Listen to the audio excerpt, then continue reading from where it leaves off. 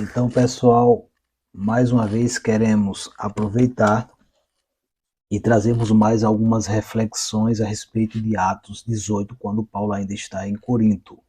Nós vemos que o apóstolo Paulo, quando chegou aqui, teve, de fato, irmãos, colaboradores que o ajudaram. Primeiro, Áquila, como falamos, e depois Priscila, que era um casal. Depois veio Timóteo e Sila, mas até então o apóstolo Paulo teve como estímulo, Deus deu a Paulo estímulo, que quer dizer ânimo, pessoas como Áquila e Priscila. Depois veio Timóteo e depois veio também Silas, que estava nas cidades que ele havia passado e deixado eles lá. Mas observe, irmãos, que no versículo 6 diz: mas resistindo e blasfemando eles, isso é, o judeu, sacudiu as vestes e disse-lhe: o vosso sangue esteja sobre a sua cabeça, eu estou limpo, e desde agora parto para os gentios. Meus irmãos, o apóstolo Paulo, nós bem sabemos que onde tinha uma sinagoga judaica, Paulo fazia questão de ministrar. E aqui em Corinto não fora diferente, Paulo está ministrando a judeus.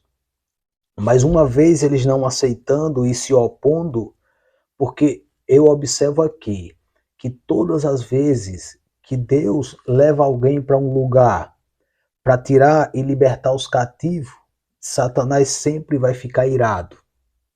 Ninguém pense que quando alguém que está preso, quando alguém que está cego, quando alguém que está vivendo uma vida oprimida, Deus usa alguém para libertar, para mostrar, para revelar e descortinar. Meus irmãos, não vai ser difícil, sempre haverá o inimigo que ficará furioso. Ele não vai ficar sem sua fúria, porque está vendo alguém entrando no seu terreno. Paulo entrou no terreno do inimigo, ministrou a palavra, pessoas receberam, uma igreja fundada, novos cristãos, e não é de se pensar que o inimigo iria ficar sem fúria. Ficou furioso e Paulo aqui fala para os judeus, deixa bem claro, irmãos, que o sangue esteja sobre a sua cabeça. Agora, eu acho interessante quando Paulo fala isso, porque antigamente nós bem sabemos, irmãos, que quando um sentinela que estava na posição de alguém que levaria uma mensagem para o seu senhor. Por exemplo, em uma cidade que tinha seus muros, havia um sentinela.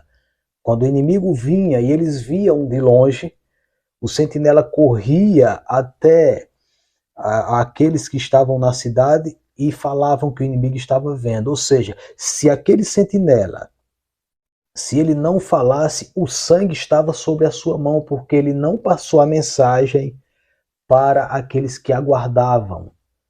Ou seja, quando Paulo aqui ministra a palavra, quando Paulo fala para os judeus e eles não aceitam, Paulo lava suas mãos, sacude as vestes aqui, trazendo nos dias de hoje, nos dias do Novo Testamento, nós vamos ver em algumas partes do Novo Testamento a expressão de lavar as mãos.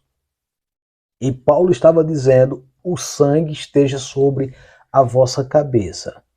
Porque em Atos capítulo 20, Paulo vai deixar bem claro que ele trouxe a palavra, mas uma vez alguém não a recebendo, então o sangue não está mais sobre as mãos dos apóstolos. Porque ter sangue sobre as mãos era um sinônimo de culpado, de culpa por não ter feito algo, no caso aqui, de ter ministrado a palavra de Deus. Mas Paulo bem deixou bem claro, uma vez eles não recebendo, uma vez não aceitando a palavra, as instruções, Paulo diz: o sangue esteja sobre a vossa cabeça. Nos faz lembrar os espião, ou os dois espião de Jericó que Josué havia mandado. Essa expressão ela vai nos deixar bem claro quando eles chegaram em Jericó e Raabe os acolheu e eles falaram com ela que ela seria salva quando os israelenses conquistassem aquela cidade. Diz que eles falaram bem certo a ela que ela não saísse e ninguém saísse da sua casa.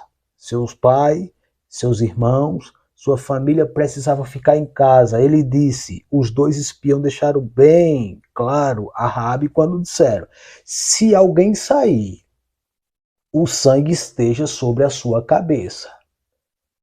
E se alguém for tocado, disse os dois espiões, o sangue esteja sobre a nossa cabeça. O que ele estava dizendo? Eu não me responsabilizo, Raabe, se alguns de sua família sair da casa.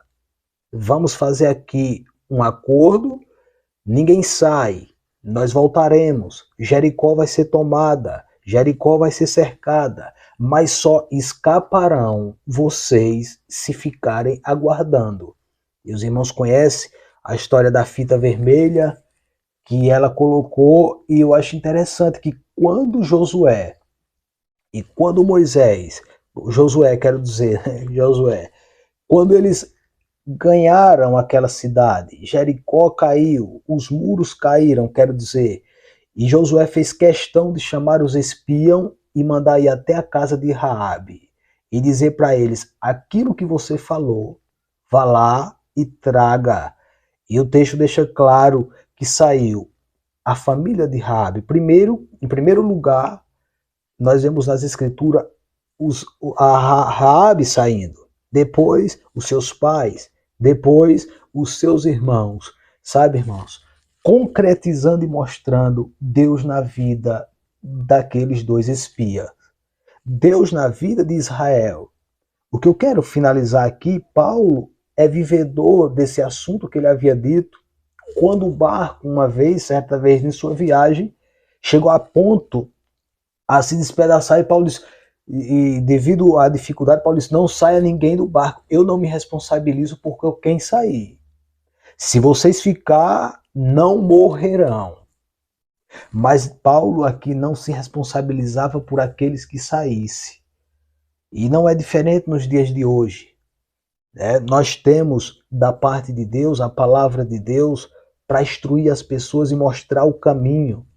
Nós, como cristão, nós, como ministro, não nos responsabilizamos por alguém que Deus manda e nos autoriza a falar verdades das Escrituras e muitos não aceitam. E muitos fazem como esses judeus, não concordam. E muitos, irmãos, não vivem segundo a palavra de Deus. E o Senhor nos deixa uma reflexão esta noite bem clara em nos dizer que nós que pregamos a verdade, que falamos as verdades e que mostramos e apresentamos as Escrituras Sagradas, as verdades de Deus, nós não nos responsabilizamos por alguém que não vivam essa palavra.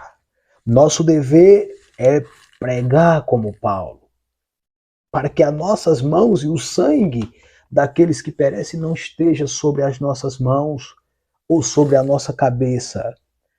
Mas, irmãos, precisamos fazer que nem Paulo, pregar a verdade, mostrar a verdade e dizer, se alguém não ouve, se alguém não guarda, se alguém não concorda, se alguém não faz como Paulo, o sangue esteja sobre as vossas cabeças. Vocês são e serão